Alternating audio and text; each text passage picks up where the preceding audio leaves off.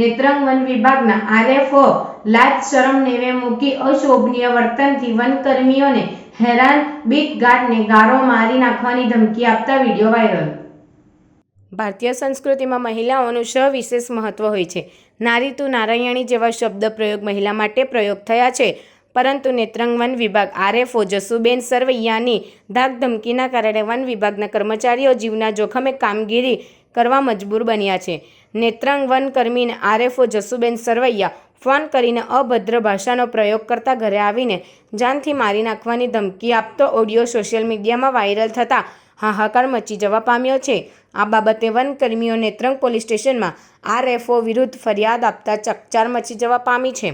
Netrang one વિભાગ RFO પોતાના હોદ્દાનો દુરુપયોગ કરતા નીતિ નિયમો વિરુદ્ધ વનકર્મીઓને જંગલ વિસ્તારમાં કામગીરી કરવા મજબૂર કરાતા હોવાથી ભારે આક્રોશ જણાઈ રહ્યો છે। આરએફઓ ખોટા ખચ બુક કરાવી ધાકધમકી આપીને વનકર્મીઓ સહી કરાવે છે। જો વનકર્મીઓ નહીં કરે તો નોટિસ આપી ઘરે બેસાડી દેવાની ધમકી આપે છે।